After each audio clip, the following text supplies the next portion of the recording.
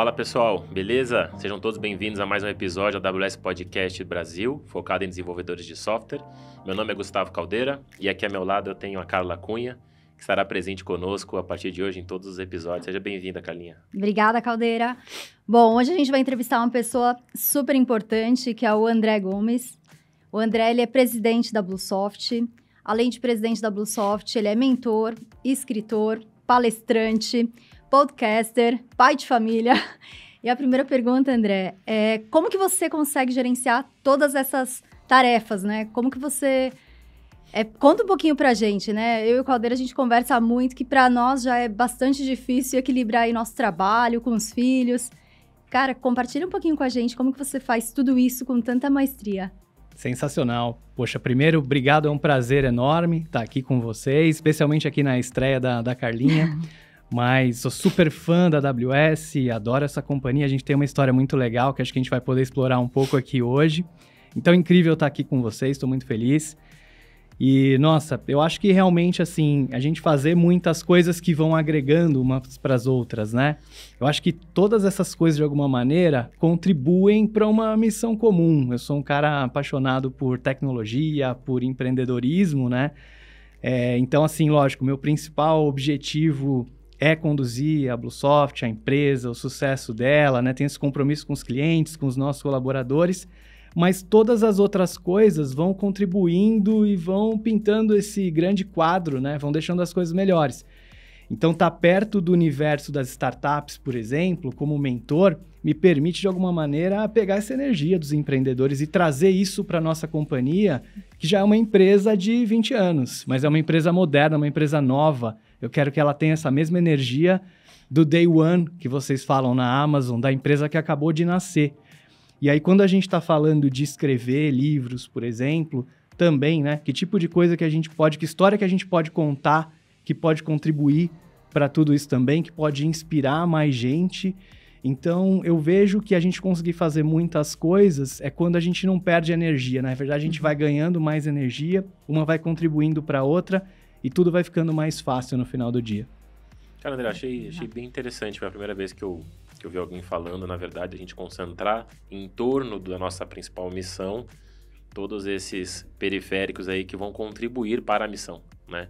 Então, apesar de você estar fazendo diferentes coisas, no final o objetivo está tudo no mesmo lugar, né? E eu queria que você falasse um pouquinho da Bluesoft, mas antes, um pouquinho da como é que foi tua infância, quando que você, depois já na fase adulta, se viu, se entendeu como empreendedor, né?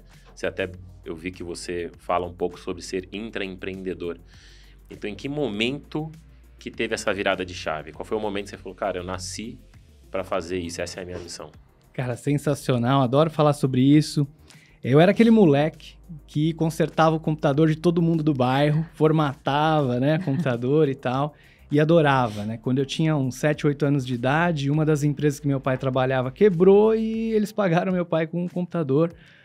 E aí levou esse computador para casa, eu comecei a fuçar, aprender sozinho, né, com aquilo, e daqui a pouco estava fazendo coisas, estava criando joguinhos ali junto com o meu irmão, e nunca mais parei, sempre fui muito apaixonado por tecnologia e por aprender, conseguia perceber que eu aprendia sozinho, conseguia fazer coisas legais, inclusive que eram úteis para os outros, né. Com 13 anos de idade eu já trabalhava fazendo sites para a internet, essa coisa toda, né, da internet que estava começando, e nunca mais parei, assim. Então, sempre continuei nesse mercado, nesse universo, por paixão mesmo. Sempre gostei. E o intraempreendedorismo, eu acho uma história sensacional, porque não é tão comum a gente falar disso. Então, quando a gente fala de empreender, normalmente, a gente está pensando em alguém que vai começar um negócio do zero, que tem uma ideia sensacional, alguma coisa que ninguém nunca fez, e vai lá e vai fundar uma empresa e tal. Só que tem muitas empresas que já existem hoje e que precisam de pessoas com essa mente empreendedora. Uhum. E acho que por essa característica que eu tenho, eu nunca consegui ficar muito limitado só em pensar na minha função. Então, eu comecei trabalhando na Bluesoft em 2005 como desenvolvedor de software. O convite já veio de uma forma diferente do que uma contratação normal. Eu já vim com essa cabeça de empreender e de mudar as coisas. Eu sempre tive essa característica em tudo que eu fiz, então eu não conseguia ficar limitado a desenvolver software. eu começava a pensar, pô, quais são os concorrentes da empresa? O que a gente precisa fazer para ser melhor que eles? Qual que é o gargalo? Por que a gente não está crescendo mais? E se você tem espaço para fazer as coisas acontecerem, para mudar e para fazer a empresa crescer, às vezes você consegue fazer mais rápido e melhor do que começar um negócio do zero. Só uma dúvida nisso aí, depois você continua a questão da história, mas o quanto da empresa ter uma cultura que permite que você faça isso? Porque eu não sei se você conseguiria fazer esse intraempreendedorismo em qualquer lugar. Cara, sensacional. Isso vem do mindset, vem da cultura. Por quê? O que acaba acontecendo muitas vezes? Para a gente tentar fazer coisas de uma forma melhor, a gente tem que mudar coisas. Se você não tem autonomia para mudar as coisas, você não consegue empreender. E se você muda sem autonomia, porque você acredita muito que vai dar certo, mas erra, e naquele erro você é repreendido pela empresa, pela cultura, você é punido, você vai criando uma empresa de pessoas que não tentam fazer nada diferente do que sempre foi feito. Isso é o que acontece com a grande maioria das empresas que não inova. Então você tem aquele vendedor ali que tenta fazer uma oferta diferente e não dá certo, daí ele é repreendido. Ninguém nunca mais tenta fazer nada diferente. Sempre vai ser daquele jeito. Quando você tem uma cultura que abraça essa história de que a gente vai tentar fazer diferente e vai dar errado muitas vezes, mas que esse é o preço que a gente paga para inovar, isso não significa ser irresponsável, ser maluco, falar, não, eu vou fazer coisas que vai quebrar a empresa. A gente tem limites e a gente considera riscos, mas a gente tem que ter espaço para fazer diferente, para tentar fazer de uma forma melhor e aí que a gente consegue inovar. Então, esse mindset é essencial, né? Você precisa ter esse espaço de inovação, de tentar fazer coisas diferentes para conseguir, de fato, empreender dentro de qualquer organização. Muito legal. E você comentou sobre uma questão de ser autodidata lá na infância, buscando um pouco de conhecimento, mas na época não tinha internet, né? Como é que você foi atrás disso? Onde você buscou esse conhecimento? Cara, no começo naqueles manuais, né? Aquelas grandes bíblias ali de Basic, de Shell e aquelas coisas todas. E por ali a gente ia lendo, ia aprendendo, ia testando, ia fazendo. Depois a gente começou a ter aquela internet que era assim, né? De madrugada ali para aproveitar o pulso, final de semana. E, cara, eu adorava. Eu não via a hora de chegar final de semana para poder conectar ali, entrar naqueles fóruns, baixar material para ler durante a semana, para aprender como fazer as coisas. E aí eu já tinha os meus sites ali em HTML, tocava guitarra, então tinha site de cifra, e, enfim, ficava colocando esse tipo de conteúdo, adorava fazer isso. Mas sempre buscando qualquer fonte de conhecimento, livro, enfim, que pudesse ajudar a aprender, né? E ainda um pouquinho nessa questão de cultura, hoje vocês devem ter um grande desafio, imagino, concorrendo com empresas até de fora do Brasil, que isso aconteceu bastante com a pandemia, né? Acelerou um pouco as empresas entenderem que não precisava focar só na sua região, ou no seu estado, no seu país. E as empresas todas estão vivendo um grande desafio, que já existia, que é contratar profissionais qualificados em tecnologia, já tem um gap. E agora o gap aumentou, porque a gente está competindo com a Europa contratando desenvolvedores, os Estados Unidos contratando desenvolvedores, pagando em dólar, pagando em euro. Como é que vocês se planejaram, primeiro para trazer esse cara para dentro da BlueSoft? Cara, aqui é o lugar certo, aqui é uma empresa que muitas vezes o cara nem conhece, como é que você passa esse encantamento da BlueSoft e também a retenção depois desse profissional dentro? Perfeito. Eu acho que vai muito da cultura também, né? E a cultura, ela é... A gente está vendo aqui tanta coisa legal, né? Aqui no estúdio, Customer Obsession, enfim, são coisas, Frugality, que fazem parte da cultura da Amazon. E eu acho que isso é muito importante, mas mais do que isso, a cultura é o que a gente faz no dia a dia. Então, a gente fala que a BlueSoft é uma empresa que tem uma cultura de aprendizagem, por exemplo. Mas isso só é de verdade, só é real, se as pessoas estiverem aprendendo no dia a dia. Então, dentro da nossa cultura, a gente tem coisas que fazem com que a gente aprenda. Então, tem espaço para palestra, papo reto, para o pessoal escrever artigo, para o pessoal palestrar em evento. Essas coisas atraem as pessoas. A gente tem um ambiente ágil, então a gente gosta de desenvolver software de um jeito que a gente entregue valor, que faça diferença realmente para os nossos clientes, né? Tá conectado nessa parte de obsessão de cliente que vocês também têm. Então, a gente procura atrair pessoas assim. No momento de pandemia, né, especificamente, aqui que a gente vem vivendo, realmente essa essa competição por talentos aumentou mais, porque muitas empresas perceberam que elas podem contratar pessoas do mundo inteiro, não precisa nem estar no mesmo país. Então, a gente ter uma cultura forte, um lugar em que as pessoas sintam que elas se identificam e que elas podem crescer junto com a companhia, é muito importante. Isso tem que estar muito além do nosso discurso, porque no final do dia todo mundo vai dizer isso, Sim. mas é aquilo que a gente faz, é aquilo que acontece. Então, na BlueSoft, quando a gente começou lá, né, com essa história do empreendedorismo que a gente falou, a empresa tinha cerca de 10 colaboradores. Hoje a gente está chegando em 150 pessoas e todos os nossos heads de marketing, comercial, engenharia, infraestrutura, todo mundo cresceu junto com a gente. São pessoas que fizeram carreira ali, que cresceram dentro da companhia e que ainda, o que eu fico muito feliz, não estão nem perto de atingir seu potencial. A gente tem um caminho pela frente ainda muito mais distante, a gente tem muita estrada.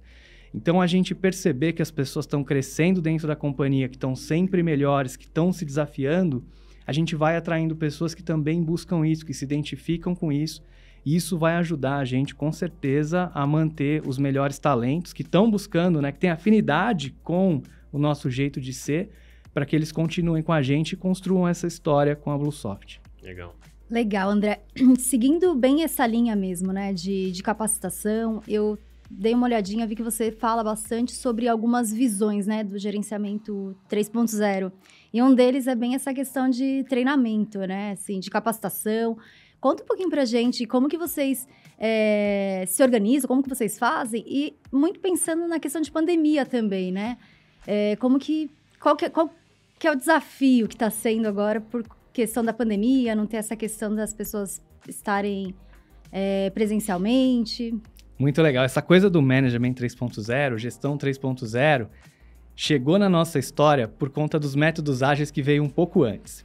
Então, lá em 2007, eu ali na BlueSoft, a gente é uma empresa pequena, eu percebi assim, nosso principal desafio agora é que a gente está tendo muito desperdício de processo de desenvolvimento.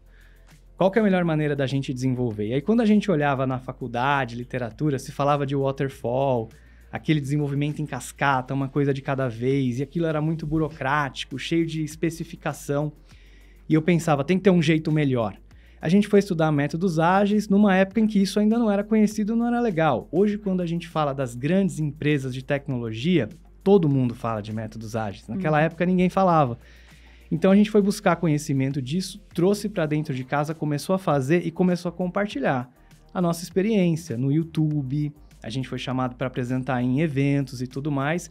E a gente conseguia desenvolver software de uma maneira muito diferente. Por exemplo, nossos concorrentes entregavam, e muitos ainda entregam, software uma vez por ano, uma vez a cada 6 meses. A gente entregava semanalmente. Toda semana tinha versão nova para os clientes usarem. Isso veio dessa busca de encontrar formas diferentes. Depois que a área de desenvolvimento já era ágil, já tinha essa mentalidade, sabe? Time to marketing, vamos fazer, tem que ser rápido, tem que entregar, tem que agregar valor, tem que inovar. Eu olhava para o resto da empresa e via que tinha uma cultura que ainda não acompanhava. E o Management 3.0 veio de um holandês, o nome dele é Jurgen Appelo, e ele veio dar um curso no Brasil para falar disso. A ideia dele era como é que a gente pega essa filosofia ágil da área de engenharia de software e leva para as outras áreas da empresa. Então, ele tirou um pouco dessa amarração com o desenvolvimento e trouxe as boas práticas para tudo.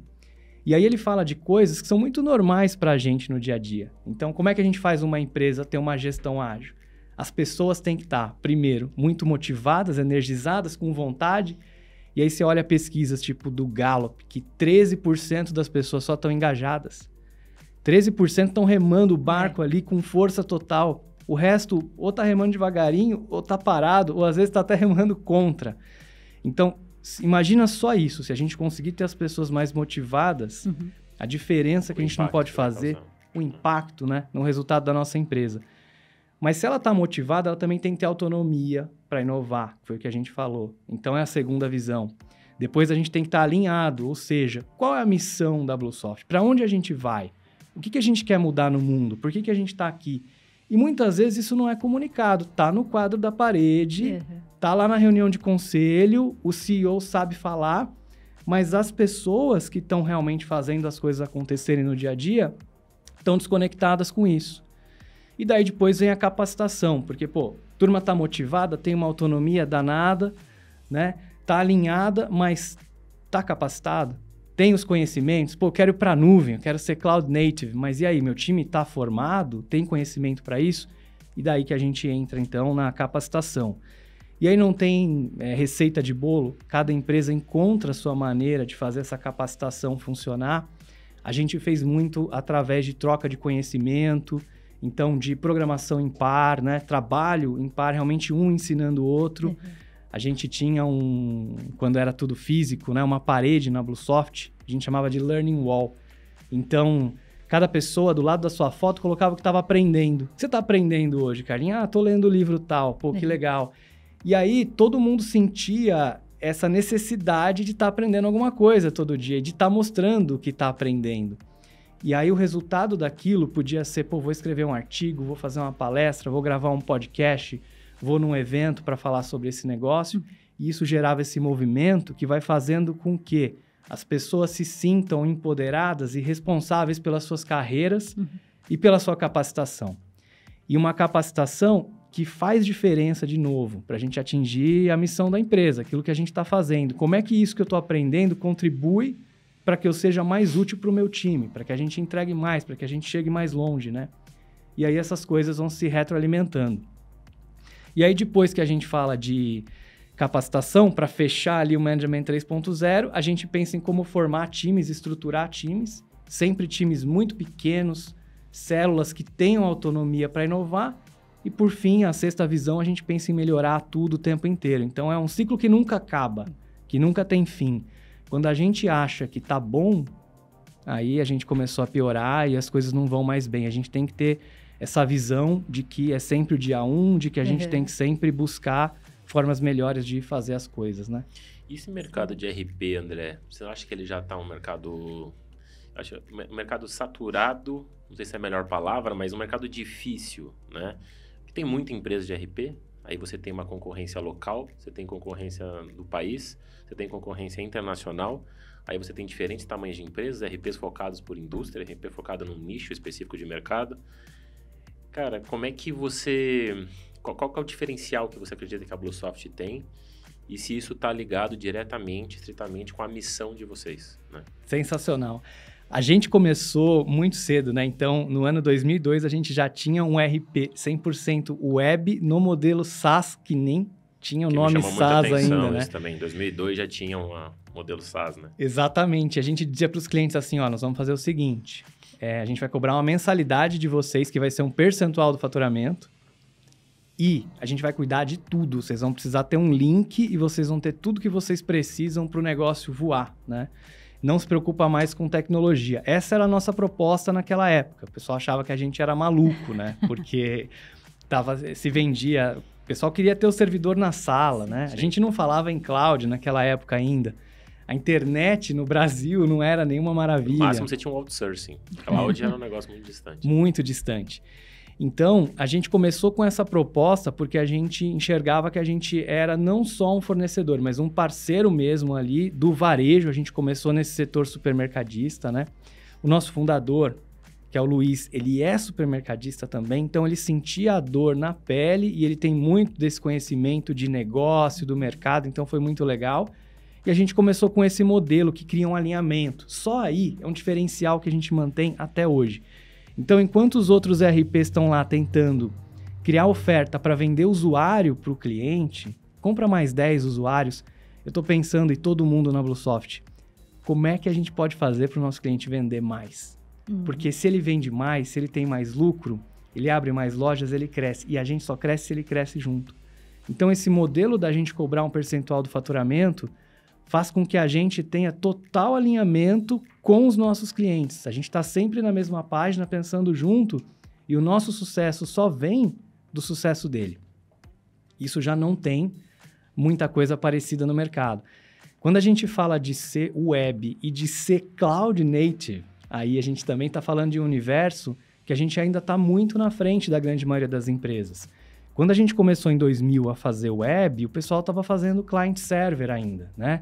A web ainda não era um conceito que estava tão consolidado e que as pessoas de fato acreditavam que seria o futuro. Então a gente foi muito pioneiro. Um belo dia, aí vem uma historinha aqui que acho que vale a pena contar.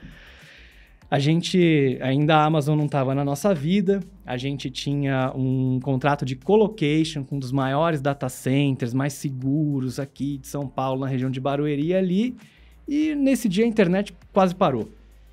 Um monte de gente fora do ar, sites famosos e tal, porque teve um incêndio no data center. Os clientes começam a me ligar, servidores todos com a gente, infraestrutura toda com a gente, né? E aí, como é que está acontecendo? Está fora o sistema, tal. E a gente não tinha resposta do data center, não sabia o que estava acontecendo. Aí eu falei, bom, vou me planejar. Eu vou precisar comprar um servidor, né, igual a cada um que eu tenho hoje, para clonar essa estrutura toda em outro lugar e restaurar backup. Talvez a gente consiga fazer isso em 24 horas, né?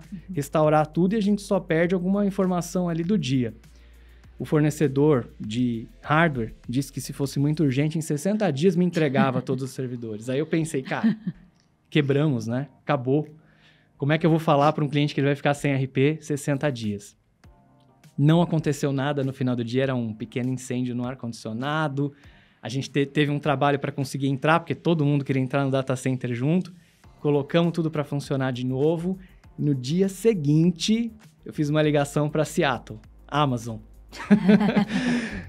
Eu não quero nunca mais ter uma noite mal dormida como a passada, né? A gente precisa de um parceiro de cloud, a gente tem que ter mais segurança. E naquela época, a Amazon era muito nova ainda também. A gente estava falando de EC2, talvez S3. SQS, S3. Não era o que a gente chama hoje de AWS, né? Mas já proporcionava uma série de recursos interessantes. Se eu precisasse de uma máquina nova, eu ia receber em minutos, não em 60 dias. Esse já era um diferencial. E daí, com isso, a gente teve muita sorte, porque naquele mesmo ano a Amazon estava criando escritório no Brasil, já tinha uma pessoa de parcerias. A gente teve contato com o primeiro arquiteto de soluções AWS no Brasil, que nos ajudou a redesenhar a nossa plataforma inteira para pensar em como a gente levava para a nuvem. Não fazendo esse lift and shift que o pessoal faz hoje em dia. Repensar para aproveitar o melhor que a Amazon tinha para oferecer. E, a gente caiu de cabeça. O Ari, que foi esse arquiteto, nos ajudou demais. Sei que hoje ele ainda está na Amazon, lá no Canadá, um cara sensacional. E a gente passou por esse processo todo. Em questão de um ano, a gente tinha todos os clientes rodando já em nuvem, com as melhores práticas, replicação de dados, disaster recovery, tudo isso que a gente só foi evoluindo, né, e mantém até hoje. Então, é um mercado saturado, que tem muita gente, tem muito concorrente, mas também tem muita oportunidade da gente fazer diferente, né? Na maneira que a gente cobra, na maneira que a gente atende o cliente, na maneira que a gente entende um nicho, que no nosso caso é o varejo. Poucos RPs, de fato, entendem o varejo como a gente entende. Então, a gente consegue se diferenciar e ter sucesso, mesmo num mercado com tantos players nacionais, internacionais. E vira e mexe, a gente ganha dos lá de fora e fica muito feliz com isso também. Excelente. Aproveitando, até que você comentou, né, sobre ter esse contato com o Ari, com o primeiro Solution Architect, eu sei de uma história aí que ele te deu uma bronca, teve alguma coisa assim aí nos bastidores. Conta pra gente como foi. Porque a gente desenhou um plano de migração, então a gente escolheu um primeiro cliente e aí falamos, esse cliente vai ser o primeiro que vai para a nuvem. E a gente colocou na nuvem, RDS, tudo, né? Tecnologia super bacana, funcionou super bem. A nossa equipe ficou super tranquila também de usar a AWS. A gente passou por muito treinamento, se preparou muito bem. E aí, em vez da gente fazer uma migração de escadinha, a gente sentiu tanta confiança que a gente migrou todo mundo de uma vez depois. Então, a gente migrou deu certo, depois a gente migrou todos. E um dia o Ari me ligou preocupado, bravo, falando assim, cara, né, que coisa errada, para não dizer outra palavra, que você fez aí, porque vocês acabaram de aparecer no painel aqui como um dos maiores clientes de RDS da América Latina, tá gastando coisa errada. Falei, não, Ari, viramos tudo, cara. É isso aí mesmo, tá tudo no ar, né?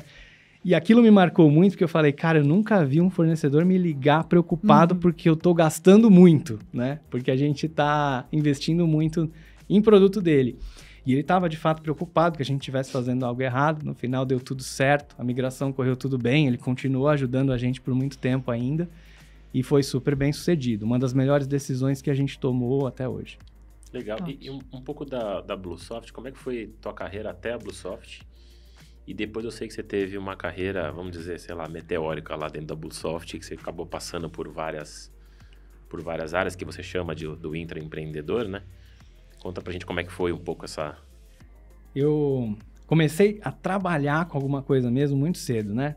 12 anos de idade, minha avó tinha uma floricultura, então aí já começa com esse pezinho no varejo. E eu, para poder ganhar um dinheirinho ali, comprar uma pedaleira para minha guitarra, alguma coisa desse tipo, eu fazia entrega das flores, da floricultura ali na parte da tarde. E aí um dia apareceu lá um empreendedor, porque ele já conhecia essa minha fama de que eu consertava o computador de todo mundo. Falou, cara, tô criando uma empresa de fazer sites para internet. Vem trabalhar comigo. Mas eu vou trabalhar com ASP. Você conhece ASP? Eu falei, não. Ele falou, então tá aqui, ó. Entregou um kit com uns 3 CDs e umas apostilas e falou, a hora que você sentir que você consegue, você me liga. Pedi demissão para minha avó, comecei a ler aquelas apostilas, né? E, sei lá, em 1, 2 semanas liguei para ele e a gente começou a trabalhar junto. Então, eu vi a empresa nascer do zero ali, porque era um cara com uma cabeça muito empreendedora, de fato, que estava conquistando os primeiros clientes, ganhando mercado, vendendo.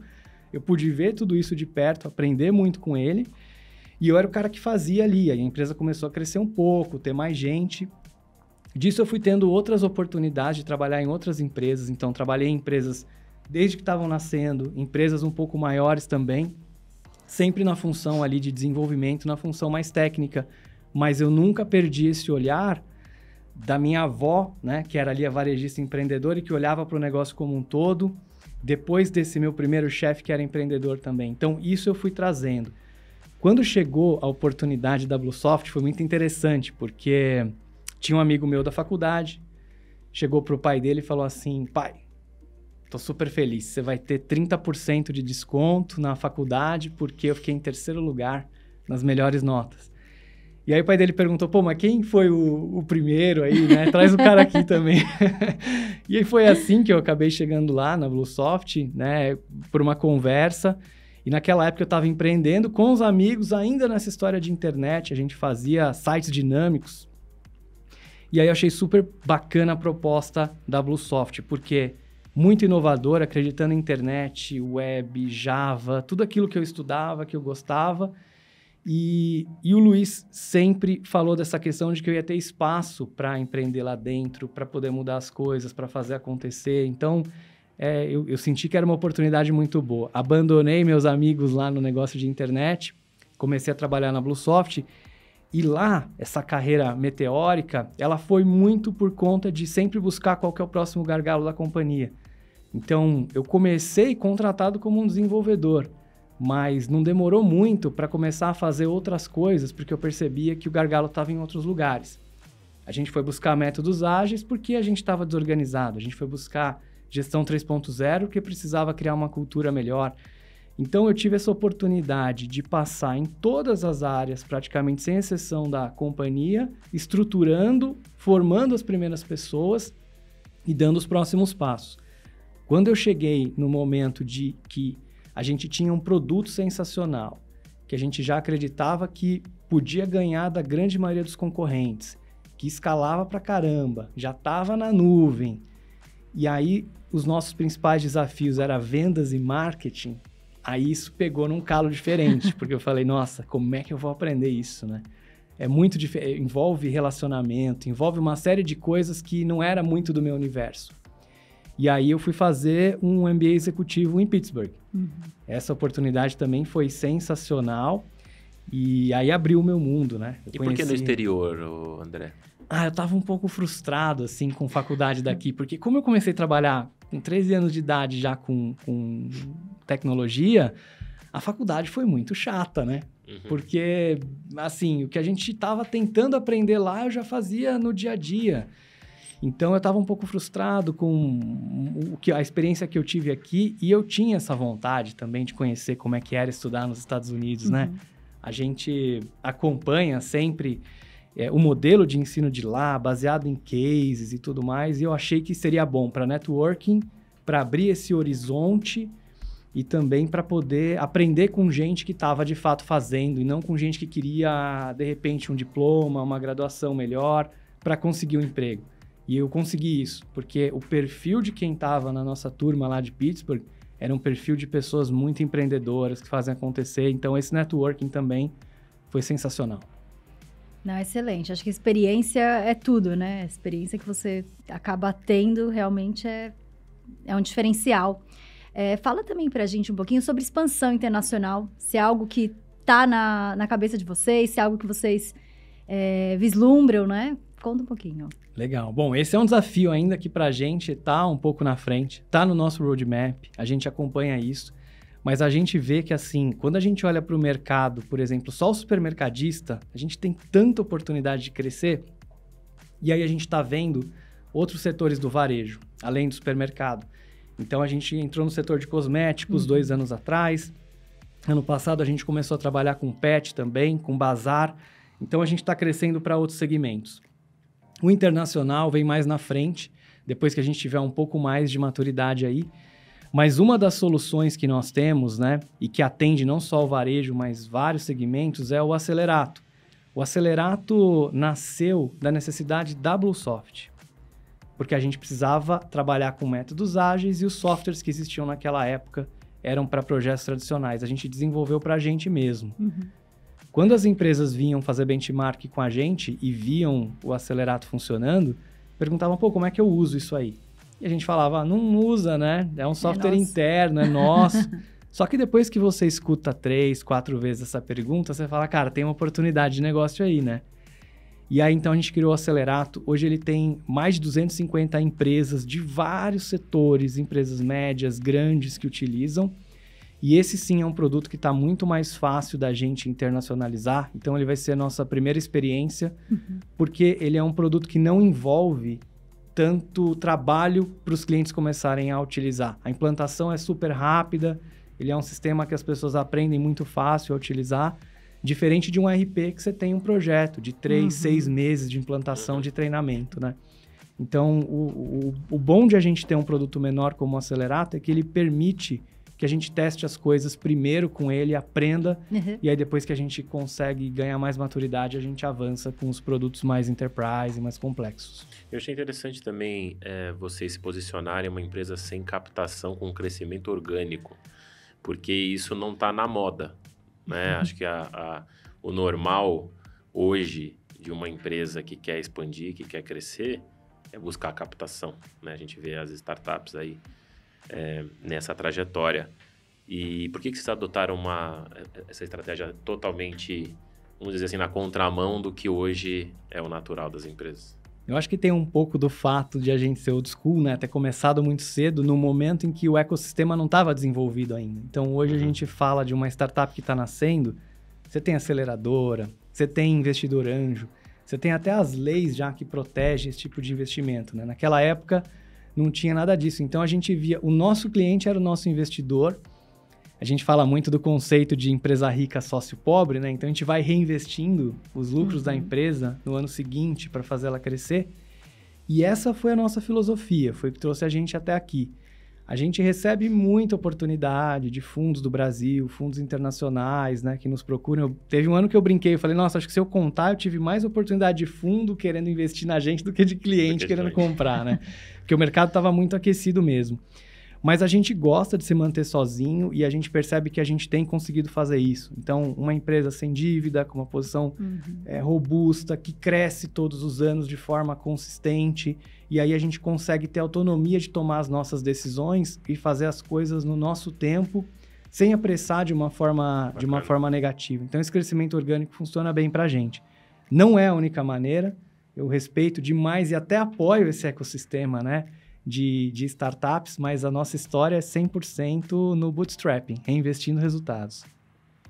E dessa questão que você comentou do seu apoio, fala um pouquinho sobre a Liga Ventures e a UOL Aceleradora.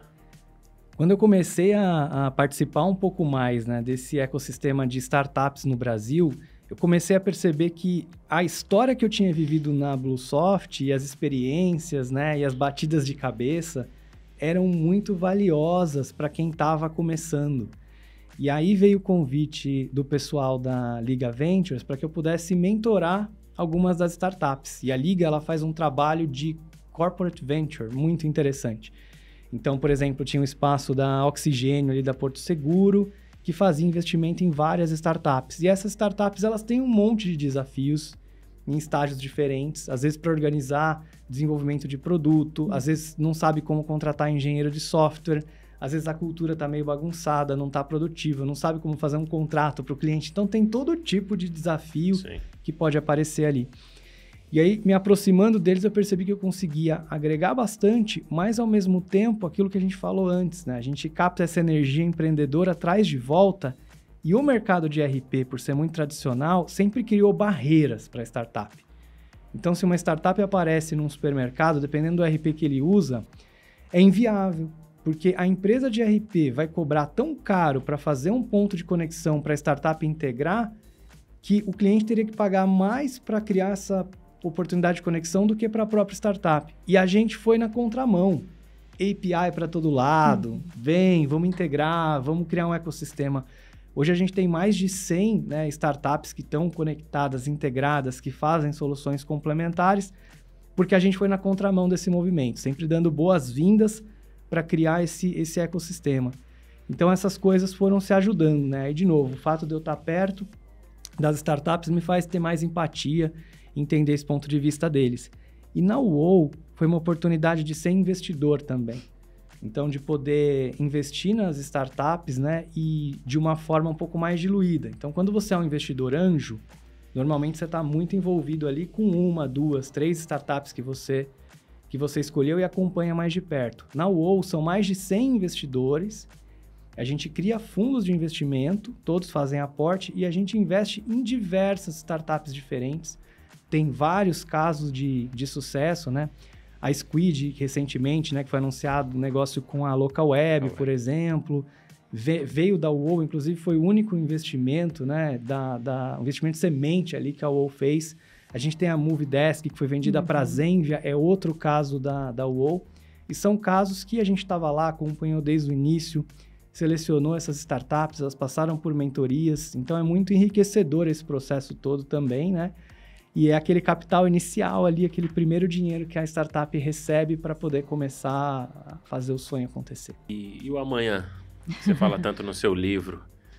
O que eu faço amanhã, né? Qual que é o amanhã da BlueSoft? Qual que é a tua estratégia aí de longo prazo? Onde você quer estar em 2025? Bom, a gente quer ser a melhor empresa de RP do mundo, né? Até brinco, por que não? Porque às vezes quando você fala isso, né, a pessoa já, nossa, mas como assim é a melhor do mundo?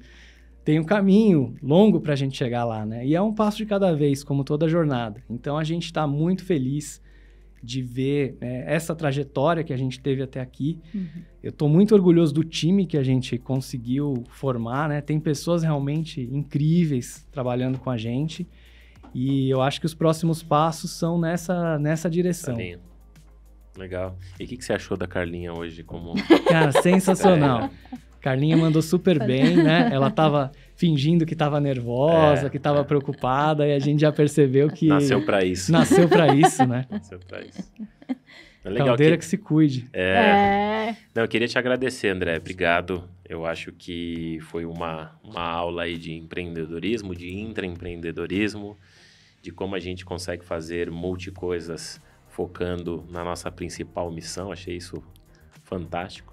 Eu queria te agradecer aí pela participação, pelo tempo disponibilizado, estar aqui com a gente, tá?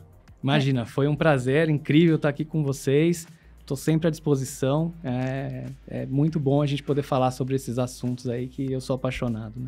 André, só para a gente finalizar, compartilha com a gente um livro, alguma recomendação, algo que você esteja lendo ou que você leu que... marcou tua vida. Vale seu podcast, né? Olha, eu acho que, assim, os livros são sensacionais. A gente tem que estar sempre lendo um livro, né? Quando eu penso num livro que gerou transformação para mim, a gente estava até falando antes do podcast, né? Eu gosto de olhar o livro assim, vamos ler um livro que vai criar uma transformação. Então, eu vou mudar alguma coisa na minha vida, na minha rotina, na forma que eu penso, que eu tomo decisões. E um livro que me impactou muito foi um livro chamado 7 Hábitos das Pessoas Altamente Eficazes. É um livro muito clichê, tem toda a livraria e tal, mas assim, ler esse livro realmente pode ser bastante transformador. Eu recomendo. Perfeito, obrigada, André. Prazer enorme. Eu que agradeço, Carlinha. Parabéns aí pelo desempenho no podcast, viu?